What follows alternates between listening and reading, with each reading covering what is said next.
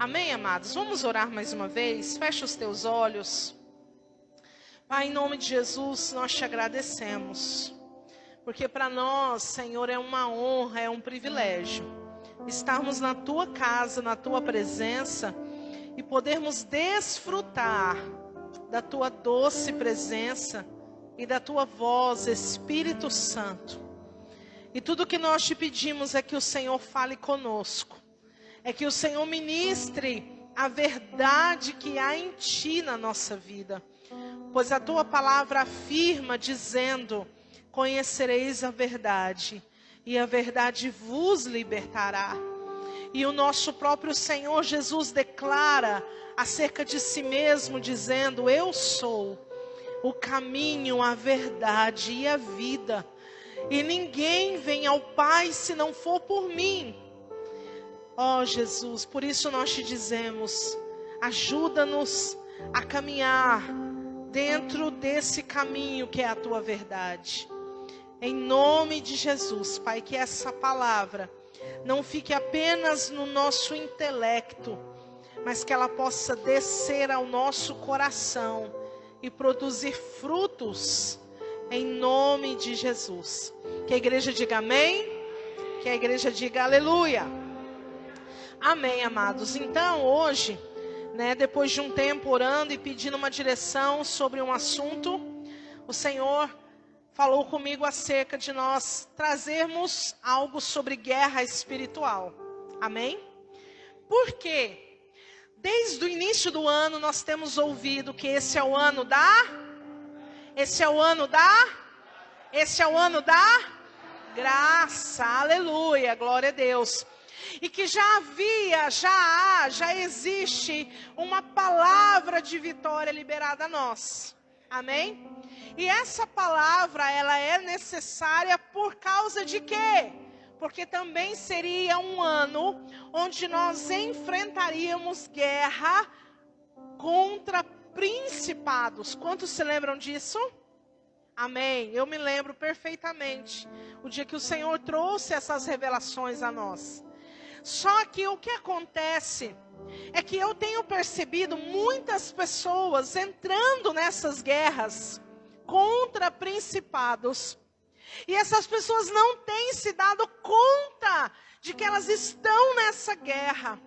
E de que elas precisam ter a consciência dessa guerra para que a palavra de vitória tenha efeito sobre a sua vida. Amém? Porque não adianta você já ter do céu uma palavra de vitória liberada a você, se você não faz uso dessa palavra. E você não faz uso dessa palavra por não ter a consciência de que você está nessa guerra, como que o teu inimigo procede, como que ele usa de estratégias, como que ele arma as ciladas contra você. E o povo de Deus precisa estar atento. Diga assim comigo: eu preciso estar atento para as coisas espirituais, em nome de Jesus. Amém? Aleluia. Então abra comigo a palavra do Senhor lá em Efésios, no capítulo 6. Nós vamos ler o texto que é muito claramente falado aqui acerca desta guerra. Amém? Aleluia. Efésios no capítulo 6, a partir do versículo 10, diz assim a palavra do Senhor: no demais, irmãos meus, fortalecei-vos no Senhor e na força do seu poder. Amém? Então a sua fortaleza é o Senhor. Amém? Versículo 11: revesti-vos de toda a armadura de Deus, para que possais estar firmes contra as astutas ciladas do diabo. Amém? Pois nós não temos que lutar contra a carne e o sangue, e sim contra os principados, contra as potestades, contra os poderes deste mundo tenebroso, contra as forças espirituais da maldade nas regiões celestes. Portanto, tomai armadura de Deus, para que possais resistir no dia mau, e havendo feito tudo, ficar firmes. Aleluia. Diga assim comigo: Deus quer que eu permaneça firme. Aleluia. Glória a Deus. A Bíblia está dizendo que o dia mau vem. A Bíblia está dizendo que Satanás tem astutas ciladas. E se nós não estivermos preparados para isso, vai ser difícil permanecer firme. Vai ser difícil ficar fortalecido na força do Senhor. Então é por isso que o Senhor nos trouxe aqui nessa noite, nos congregou aqui, para que possamos ter a noção de como que essa guerra acontece. Amém? Para que nós não estejamos como os filhos das trevas, que não têm a dimensão daquilo que está se movendo no mundo espiritual. Aleluia.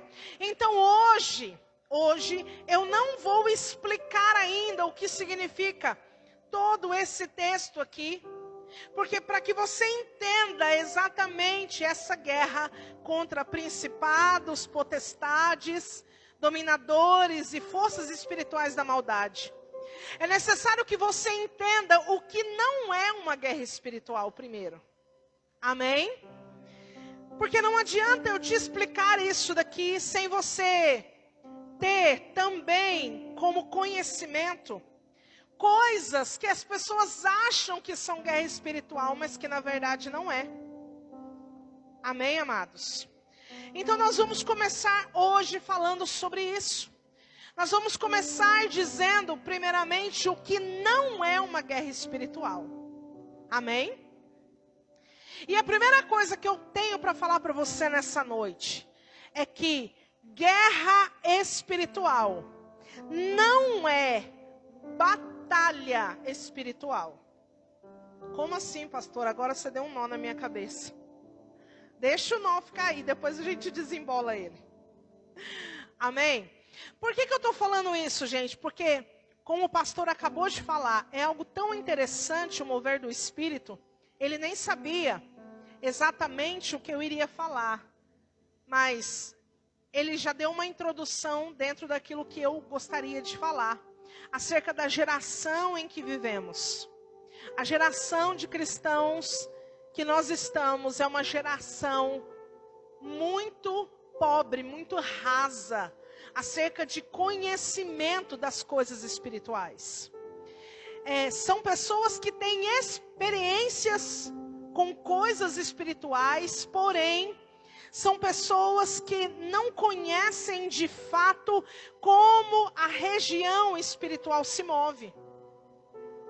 E isso é muito perigoso, porque hoje, se você fizer um apanhado na maioria das igrejas, eles vão definir como guerra espiritual, como sendo uma batalha espiritual. E tudo isso provém do quê?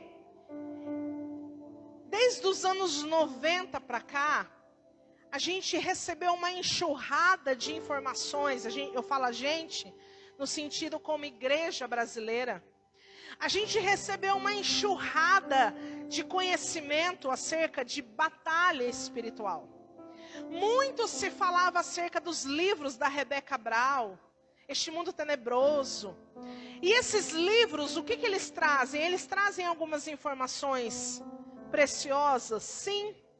Porém, ainda é muito pobre, ainda é muito raso todo esse conhecimento que esses líderes evangélicos começaram a ter acerca desses livros, acerca desses ensinamentos. Do que você está falando, pastor? Eu estou falando do que você ouve na maioria das igrejas sobre batalha espiritual. Porque a batalha espiritual, no conceito de muita gente, é uma luta do bem contra o mal. Então, a batalha espiritual seria o bem de um lado, lutando contra o mal. Então, o conceito geral sobre batalha espiritual seria um duelo, seria uma guerra de forças entre o bem e o mal. É porque é em espanhol, né? Não. Glória a Deus. Mas o fato é, amados, que isso aqui não procede. E eu vou explicar por quê. Não existe um duelo entre Deus e Satanás. Não existe isso. Não tem como isso existir. A Bíblia diz que para Deus, Satanás é tão insignificante, que quando ele voltar, 2 Tessalonicenses diz, que ele vai destruir Satanás com o sopro da sua boca. Então, como pode um Deus que é onipresente, onisciente, onipotente, soberano, criador de todas as coisas, está num duelo, está numa disputa contra o mal? Isso não existe. Entende? O que acontece de fato não é esse duelo. O que acontece de fato é que Satanás desejou ser como Deus. Satanás almejou o lugar de Deus. Aonde que está escrito isso? Isaías, capítulo 14, vamos abrir ali.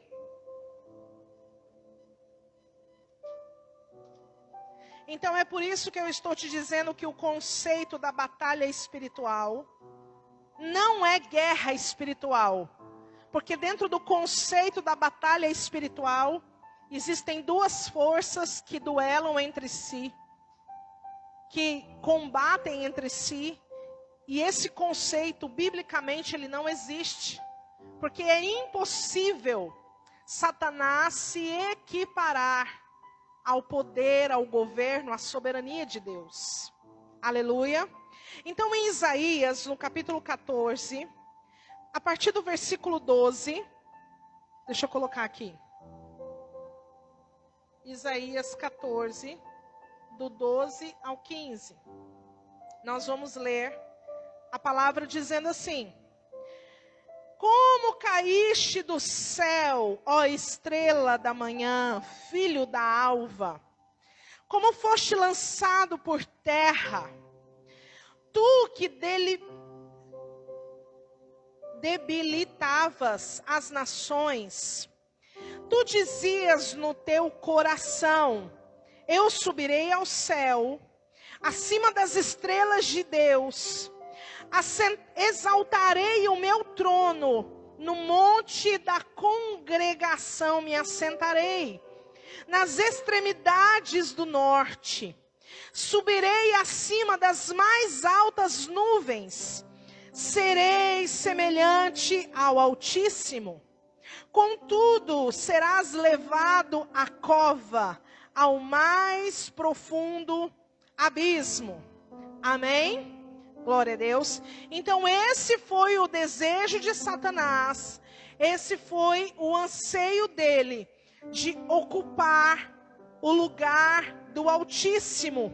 E é por causa disso que a palavra também vai dizer, lá em 2 Tessalonicenses, no capítulo 2, você pode abrir comigo lá, por favor. 2 Tessalonicenses,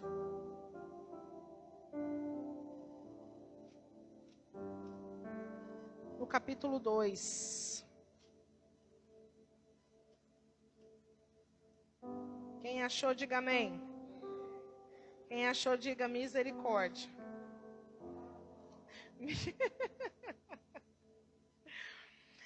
Segundo Tessalonicenses, capítulo 2.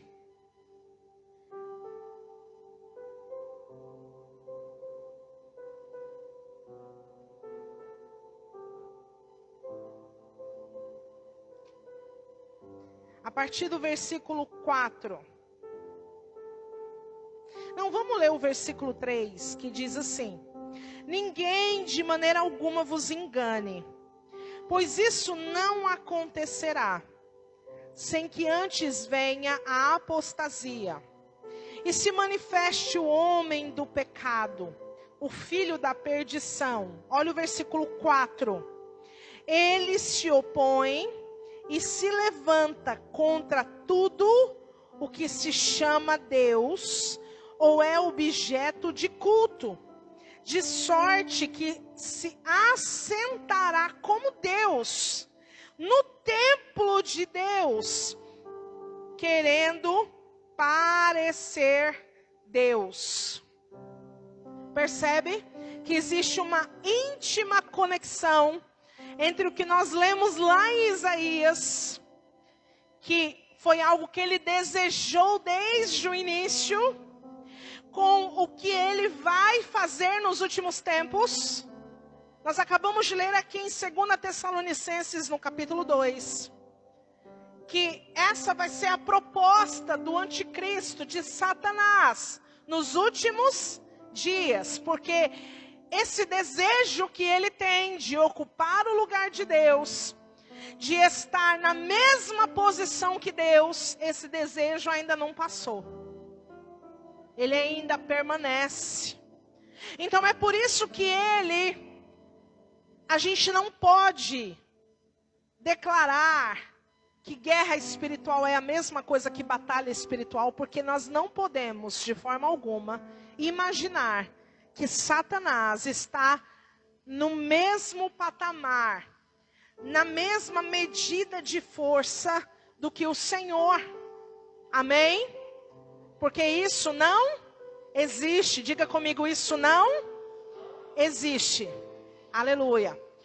O que acontece é que nós não podemos subestimar o inimigo, mas também não podemos supervalorizar o inimigo, que é o que eu vejo acontecer muitas vezes. Em nenhum lugar da Bíblia diz que nós devemos temer a Satanás. Não, pelo contrário, nós devemos resisti-lo. Temer, nós devemos temer a Deus. Aleluia. Mas o que eu vejo hoje é uma geração de cristãos que qualquer coisa relacionada a Satanás, a demônio, fica morrendo de medo, não dorme, sai correndo, não quero saber sobre isso. Por quê? Se a Bíblia está dizendo que é a nossa guerra, e nesta guerra não existe lugar neutro, nessa guerra não existe um lugar onde você diga assim, não, eu vou ficar aqui, porque aqui eu não estou nem do lado de lá, nem do lado de cá, não existe isso. Nesta guerra espiritual, preste bem atenção no que eu vou te dizer, ou você se declara soldado de Cristo, ou você vai ser uma vítima dos principados, potestades, dominadores e das forças espirituais da maldade. Estão entendendo? Ou você se alista como soldado de Cristo, ou você vai ser uma vítima desta guerra. E é por isso que a palavra está dizendo, fica firme, que você seja o bom soldado de Cristo. Aleluia! Glória a Deus. Então, já que Satanás não tem condições de atingir diretamente a Deus, já que ele não tem condições suficientes para isso, o que ele vai fazer, gente? Você acha que ele é bobo? A Bíblia está dizendo que ele tem astutas ciladas. Então ele é bem esperto. Já que ele não pode contra Deus diretamente, contra quem ele vai então? Primeiramente, contra o homem que foi feito à imagem e à semelhança do próprio Deus. Gênesis capítulo 1, versículo 26. Vai dizer o quê? Façamos o homem a nossa imagem e a nossa semelhança. Então eu e você fomos feitos com propósitos de refletir a imagem de Deus, de refletirmos a semelhança de Cristo. Amém? Então é por isso que Satanás tem ódio de você. É por isso que ele te odeia com todas as forças que ele tem. Porque você é a imagem e a semelhança de Cristo. E ainda o negócio fica mais grave, vamos dizer assim, quando esse homem e essa mulher, que é a imagem e semelhança de Deus, se torna igreja, se torna corpo de Jesus na terra. Então você consegue compreender por que a sua vida, amados, a sua vida nunca vai ser, tire isso da sua cabeça, um mar de rosas. Você vai ter momentos de alegria, de felicidade, de contentamento, de satisfação. Porém, a vida cristã, a vida do verdadeiro cristão, ele vai ser uma constante guerra. E é uma guerra que não dá para tirar férias dela. Não dá. Amém? Então você precisa, nessa noite, ter essa consciência. Porque se você não tiver essa consciência, quando você estiver passando por consequências dessa guerra, você vai estar colocando a culpa num monte de gente. Você vai estar achando que é um monte de situação que está acontecendo. Mas na verdade o que vai estar acontecendo vai ser as consequências dessa guerra. Então, amados, a igreja, que é o corpo de Cristo, é Satanás, todo o exército dele, porque as pessoas, presta atenção nisso que eu vou te falar. Por que a guerra espiritual também não é batalha espiritual? Porque na batalha espiritual, as pessoas têm um entendimento de que Satanás, ele está guerreando contra todo o mundo. E é por causa desse ensinamento que eles vão dizer que existem demônios territoriais, e e blá blá blá. Porém, se você olhar na palavra de Deus, você vai perceber que todo o exército de Satanás, ele é voltado, ele é convergido para atacar diretamente a igreja. Porque Satanás não vai armar cilada para quem já é dele. Você acha que alguém vai armar um laço para pegar um passarinho que já está na gaiola? Alguém faz isso, gente? Então todas as forças de Satanás é convergido, é direcionado para a igreja do Senhor na terra. Ele não está preocupado com quem já é dele. Quem já é dele está lá, debaixo do domínio dele. Então é por isso que nós devemos ficar com a nossa atenção redobrada. Amém? Glória a Deus. E aí nós precisamos ter uma noção de que a guerra espiritual, na verdade, ela é uma guerra de essência. Diga assim comigo, a guerra espiritual, primeiramente, é uma guerra de essência. O que é essência, gente? É o DNA. A essência é aquilo que é a base. A essência é aquilo que é. Estão compreendendo? E Satanás, a primeira vez que ele agiu, ele ainda era chamado de Lúcifer. E a primeira guerra espiritual que aconteceu foi uma guerra onde ele tentou mudar a atmosfera do trono de Deus, com algo chamado rebelião. Porque quando nós lemos lá em Isaías que ele desejou no coração dele se equiparar, se colocar no lugar de Deus, ele não fez isso sozinho. Diga assim comigo, ele não fez isso sozinho. A Bíblia diz, vamos ler, Apocalipse capítulo 12. Apocalipse capítulo 12. Do verso 8 ao 9, mas a gente vai ler mais.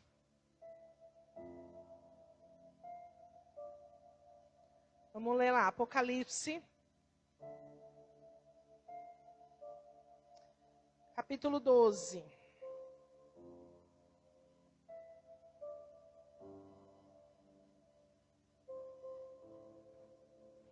Vamos ler a partir do versículo 1, porque depois eu vou fazer uma junção do que nós estamos lendo aqui. Viu-se um grande sinal no céu, uma mulher vestida do sol, tendo a lua debaixo dos seus pés, e uma coroa de 12 estrelas sobre a cabeça. Ela estava grávida e gritava com as dores de parto, sofrendo tormentos para dar à luz. Viu-se também outro sinal no céu, presta atenção, um sinal no céu. Um grande dragão vermelho, que tinha 7 cabeças e 10 chifres, e sobre as suas cabeças 7 diademas. Versículo 4, a sua cauda levou após si a 1/3 das estrelas do céu, e lançou-as sobre a terra. O dragão parou diante da mulher que estava prestes a dar à luz, para que, dando ela à luz, lhe devorasse o filho. Ela deu à luz um filho, um varão, que há de reger todas as nações com vara de ferro. E o seu filho foi arrebatado para Deus e para o seu trono. A mulher fugiu para o deserto, onde já tinha lugar preparado por Deus, para que ali fosse alimentada durante 1260 dias. E houve guerra no céu. Miguel e os seus anjos batalhavam contra o dragão. E o dragão e os seus anjos batalhavam, mas não prevaleceram. Nem mais o seu lugar se achou nos céus. E foi precipitado o grande dragão, a antiga serpente, que se chama Diabo e Satanás, que engana o mundo todo. Ele foi precipitado na terra e os seus anjos foram lançados com ele. Amém?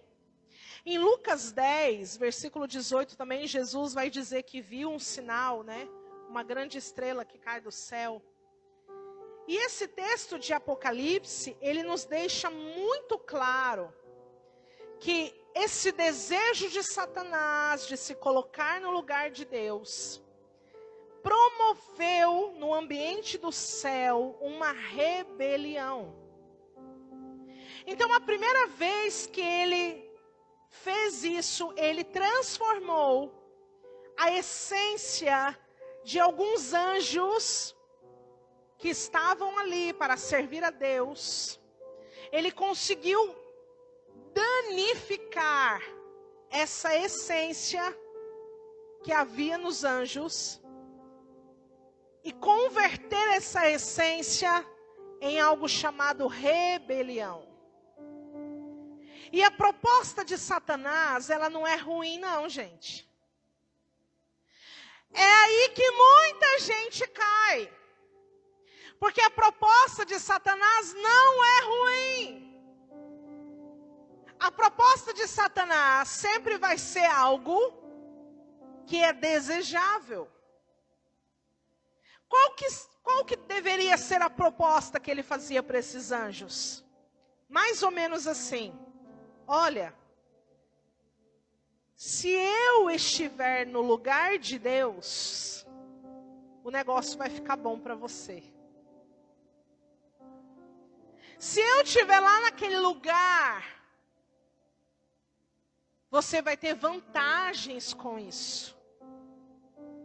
Você vai se dar bem. Então Satanás, por isso que a Bíblia chama ele de astuto. Porque ele não chega oferecendo nada que a pessoa não queira. Entende que a principal guerra espiritual é essa guerra da proposta para danificar, para transformar aquilo que já é essência em algo chamado rebelião. E é por isso que nós precisamos ficar atentos, porque essa estratégia ainda é usada comigo e com você. Essa estratégia ainda é usada dentro do casamento. Essa estratégia ainda é usada lá no teu trabalho. Essa estratégia ainda é usada dentro da igreja. Tem gente que pensa que Satanás não entra na igreja, mas ele entra. Jó no capítulo 1 vai dizer que Deus estava reunido quando de repente veio também na presença do Senhor Satanás. E Deus vai perguntar para ele: de onde você vem, Satanás? E ele vai dizer: de rodear e passear pela terra. E sabe por que ele faz isso? Porque ele estuda você. Ele estuda o comportamento humano. Ele sabe daquilo que te irrita.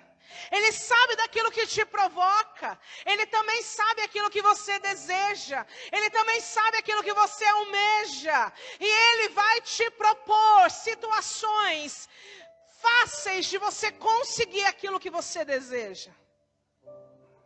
E é por isso que você precisa ficar atento. Glória a Deus.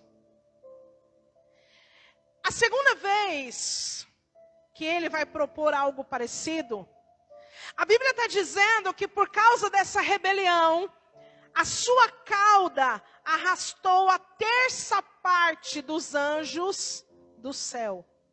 Diga assim comigo: misericórdia. E eles foram lançados aonde? Fala assim comigo: na terra.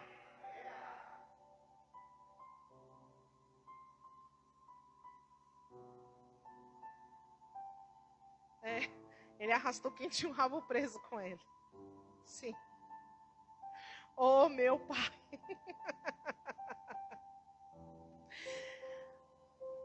Ele foi precipitado na terra. Porque no céu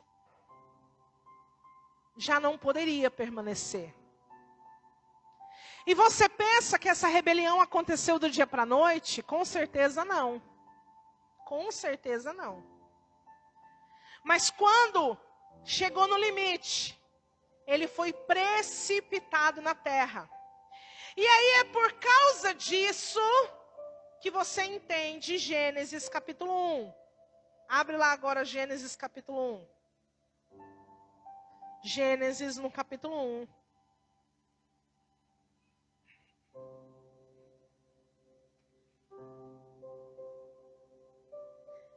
Leia comigo o versículo 1. No princípio criou Deus os céus e a terra.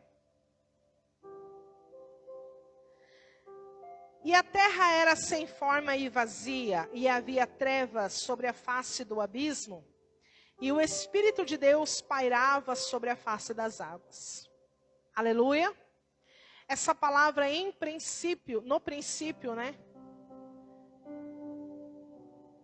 Ela está dizendo que em algum momento da eternidade, no princípio, Deus criou os céus e a terra. Amém? Mas no versículo 2 está dizendo que essa terra era sem forma e vazia, mas não era. O sentido desta palavra era, se você quiser, você pode sublinhar ela na sua Bíblia. O sentido original dela significa tornou-se. Por quê? Porque Deus cria uma terra no princípio. Sim, gente. E aí Satanás é precipitado nessa terra. E por causa desta precipitação nesta terra, é que ela vai se tornar sem forma e vazia. Estão entendendo agora? Então existe um espaço de tempo entre o versículo 1 e o versículo 2.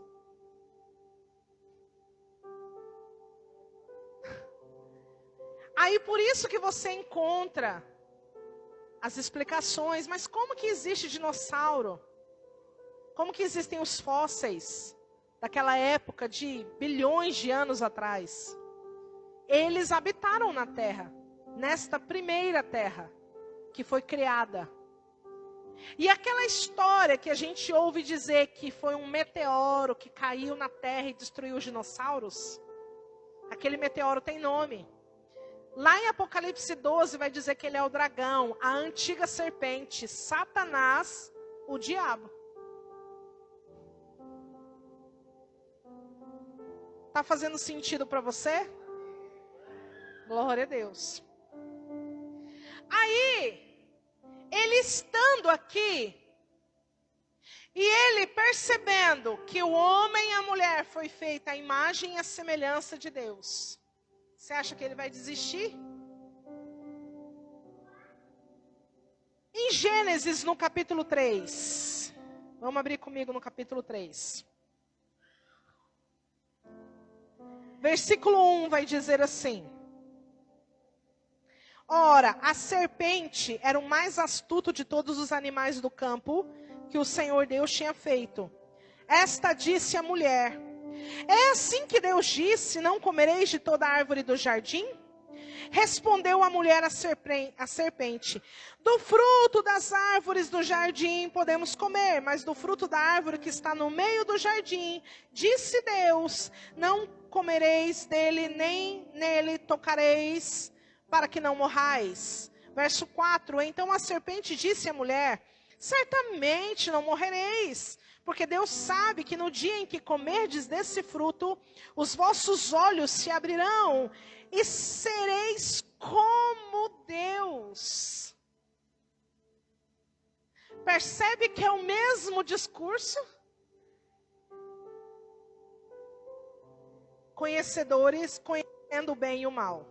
Vendo a mulher que aquela árvore era boa para comer, agradável aos olhos e desejável para dar entendimento, tomou do seu fruto e comeu, e deu também ao seu marido que estava com ela, e ele comeu.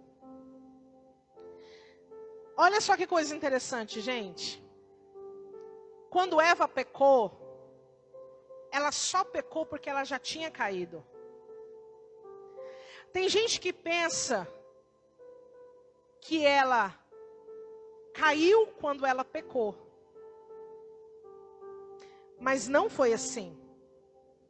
É por isso que eu estou falando que a guerra espiritual, ela é de essência. Porque se você permite a sua essência ser danificada, você perde para Satanás.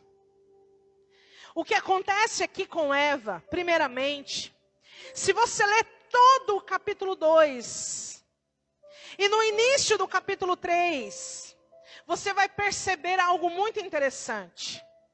A expressão, o Senhor Deus. Vou escrever aqui.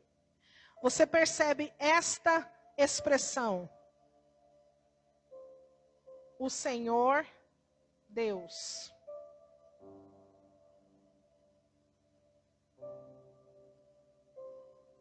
O Senhor Deus fez, o Senhor Deus disse, o Senhor Deus, o Senhor Deus, o Senhor Deus.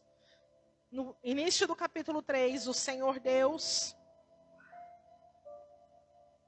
Mas, Quando Satanás vai conversar com Eva, ele fala assim: não foi assim que Deus disse? E a resposta dela foi equiparada. Ela disse: disse Deus. Aqui nesse momento,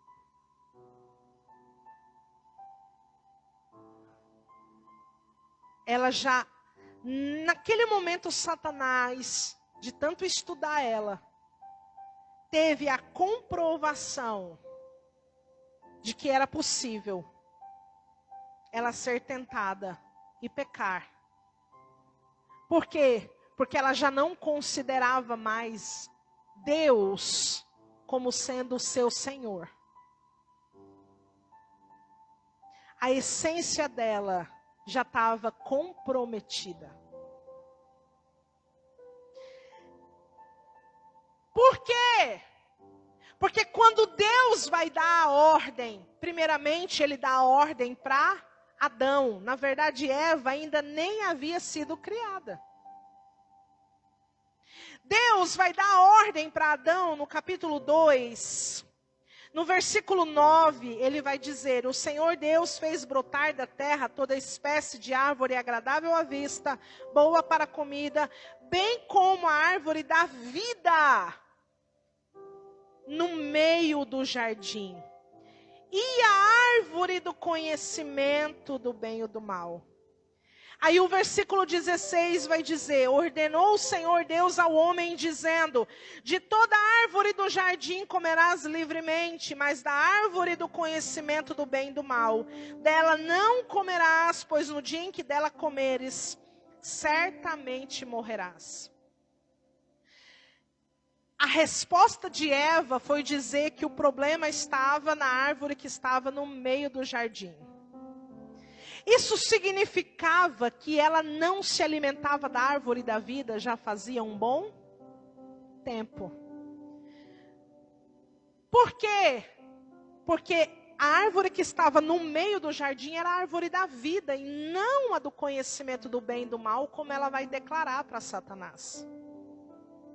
Então Satanás foi percebendo que ao se afastar da árvore da vida, a essência dela estava sendo comprometida, dia após dia. Aí você entende por que o pastor fala: gente, vamos participar do culto. Gente, não perde culto, não perde palavra. Aí você fala: ai, que pastor chato. Ai, eu tenho as minhas coisas para fazer. Ai, ninguém sabe da minha vida. Mas Satanás está vendo?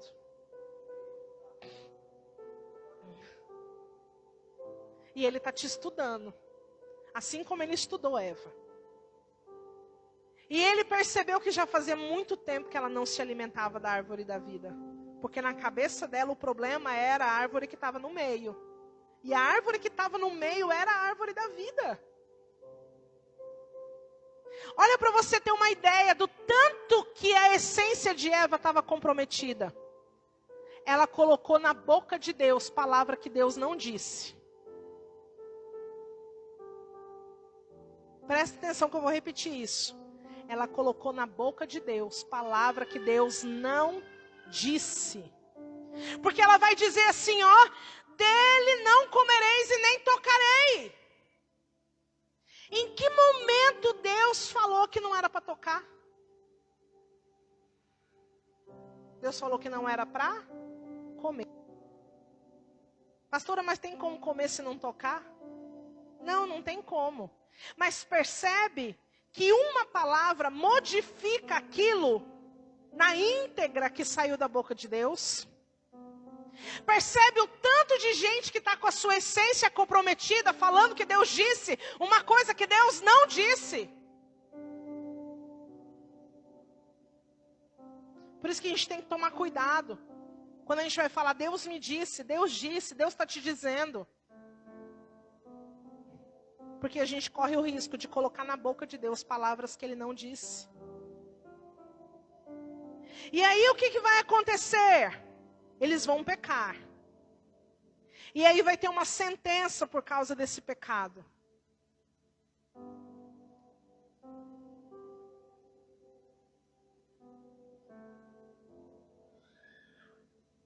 Isso.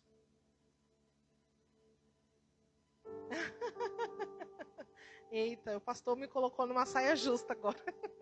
Para quem está na live, eu vou falar o que ele falou, né? Ele falou assim que o fato da Eva não declarar que Deus era o seu Senhor já era um sinal de que a essência dela estava comprometida.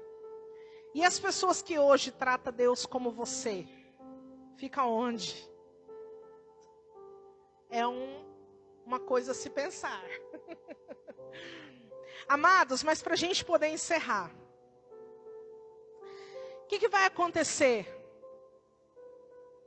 Eles vão olhar e eles vão ver que eles não morreram instantaneamente como eles imaginavam. Porque eles imaginavam que a morte seria assim, comeu, puf, caiu, morreu. Mas não foi assim. Mas foi uma morte pior. Porque foi a morte espiritual. Eles estavam eternamente afastados de Deus. Condenados a nunca mais usufruírem da presença de Deus.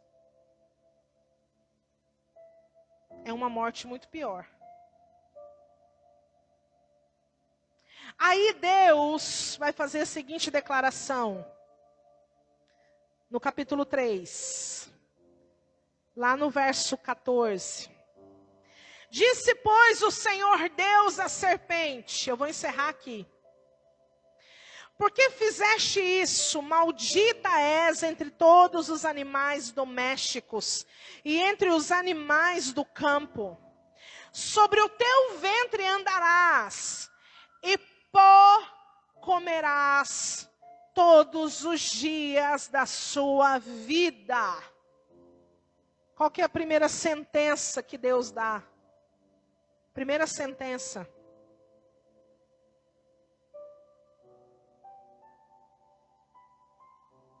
Vai comer pó.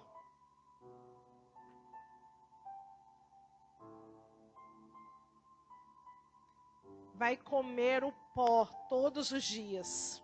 Aí eu quero te fazer uma pergunta. Do que o homem foi feito? Diga assim comigo, do pó. Sabe o que significa isso? Que a nossa podridão, os nossos pecados, é o alimento de Satanás. O que alimenta Satanás é o pó da terra, ou seja, é a nossa carne pecaminosa. Então, cada vez que eu me rebelo contra Deus, cada vez que eu desobedeço ao Senhor, cada vez que eu decido andar pelos meus próprios caminhos e não pelos dele, eu estou alimentando o meu próprio inimigo. Percebe que a guerra espiritual é muito mais profunda do que apenas uma batalha espiritual? Então, amados, nós precisamos tomar cuidado para não alimentarmos o nosso inimigo. Porque não vai adiantar você passar uma madrugada inteira orando e guerreando e expulsando o Satanás dali. Se a hora que acabar aquele momento de oração, você simplesmente mentir, falar palavrão, como se aquilo fosse algo normal. Você vai estar lá falando, sai Satanás, e ele vai estar falando, eu não saio. Daqui ninguém me tira. Entende?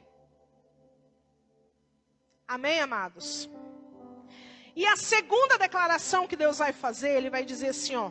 Versículo 15, porém inimizade entre ti e a mulher. Meu Deus, que mulher é essa, gente? Será que era Eva? Claro que não. Essa mulher está simbolicamente, figurativamente, sendo a igreja. Por quê? Porque lá em Efésios, no capítulo 5, a partir do versículo 25, o apóstolo Paulo vai dizer, maridos, amai as vossas esposas, assim como Cristo amou a igreja e se entregou por ela. E grande grande é esse mistério. Digo isso acerca de Cristo e da igreja. Então, a Bíblia, ela traz uma relação muito forte do marido e da mulher, e de Cristo e a igreja. É por isso que nós lemos lá em Apocalipse, no capítulo 12, que havia uma mulher que estava grávida. Porque foi a igreja, foi por causa da igreja que Cristo foi concebido. Foi a igreja, foi por causa da igreja que Cristo foi concebido. Amém? Então aquela mulher de Apocalipse 12 é a igreja. E será por causa da igreja que ele vai voltar. Amém? Então essa mulher aqui do versículo 15 que ele está falando, eu porém inimizade entre ti e a mulher. Deus já está declarando que a maior guerra, as forças de Satanás vai estar tudo direcionado para a igreja. E aí ele vai declarar, dizendo, entre a tua descendência. Ué, como assim? O diabo tem filho? Lá em João fala que ele é o pai da mentira, João 8,44. Se ele é o pai da mentira é porque ele tem filho. E a Bíblia também fala dos filhos da desobediência. Aí fala, entre a tua descendência e o descendente dela. Quem que é esse descendente, gente? É Cristo. Amém? Aí fala assim, ó, quem? Cristo, lhe ferirás a cabeça. Aí aqui eu quero terminar. E tu lhe ferirás o calcanhar. Quando Cristo veio, ele esmagou Satanás, no sentido de que ele, com seu poder, por ele ser santo, ele aniquilou o poder de Satanás, o poder da morte eterna. Amém? Aquilo que nos fazia separação entre nós e Deus foi aniquilado com o sacrifício de Jesus na cruz. Amém? Então Jesus pisa na cabeça da serpente. O que significa isso? Ele quebra o poder daquilo que foi aquilo que foi a primeira atuação de Satanás, que foi o pecado. Ele quebra essa cadeia. Ele esmigalha essa força. Porém, a palavra de Deus está dizendo que Satanás vai ferir o calcanhar da igreja. Diga assim comigo, misericórdia. Aí eu fui pesquisar essa palavra calcanhar. E no hebraico, sabe o que ela significa? A retaguarda de um exército. Sabe o que significa isso? A última geração de cristãos na terra.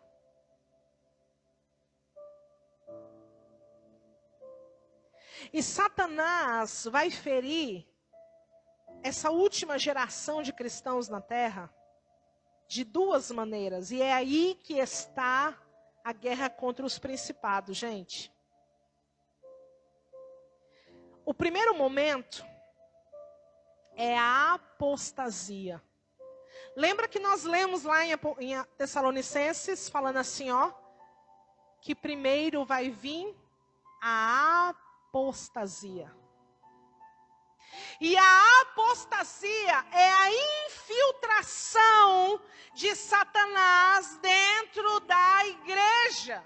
Porque ele vai querer se assentar no templo de Deus e parecer como Deus. Lembra disso. Então esse ferimento no calcanhar é a apostasia que virá sobre a igreja. Qual igreja? Todas? Não, claro que não. mas a grande maioria sim.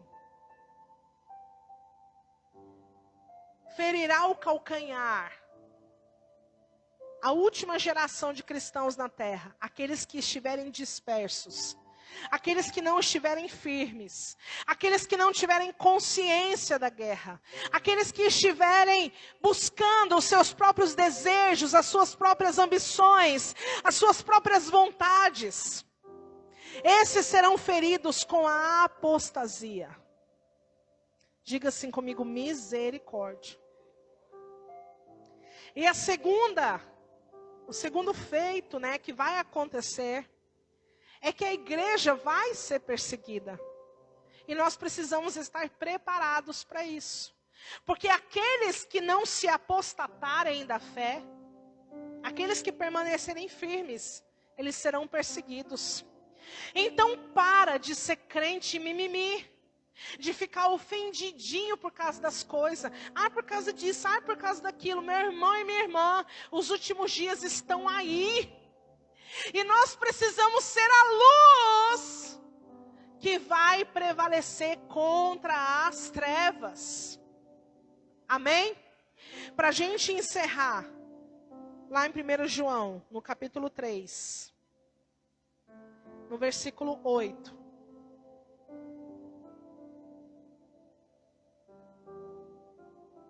Olha que texto tremendo. 1 João, capítulo 3, verso 8 diz assim: quem comete pecado é do diabo, porque o diabo peca desde o princípio. Para isto, o Filho de Deus se manifestou, para destruir as obras do diabo. Aquele que é nascido de Deus não vive na prática do pecado, porque a semente de Deus permanece nele, ou seja, a sua essência não foi danificada. Aleluia, Jesus. Porque a semente de Deus permanece nele, não pode continuar pecando, porque é nascido de Deus. Oh glória, aleluia. Então, meu irmão, cria juízo, de uma vez por todas. Tem muita coisa que você vê por aí, dizendo que é de Deus, falando que vem da parte de Deus, mas não tem nada a ver com Deus. Se trata apenas de impérios humanos, autopromoção humana, pessoas querendo, da mesma forma que Satanás quis, uma supervalorização, ser reconhecido, ser aclamado. Tome cuidado com isso. Por quê? Porque sabe o que precede a queda? Algo chamado insatisfação. Quando você começar a perceber que a insatisfação quer tomar conta do seu coração, repreenda isso. Fala, não faz parte de mim. Isso não pertence a mim. Isso não pertence à minha essência. A minha essência é de filho de Deus. E eu não vou mudar essa essência. Aleluia. Glória a Deus. Amém.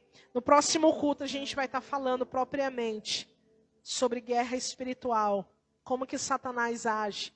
Como que acontece nas regiões celestes. Então você não pode perder.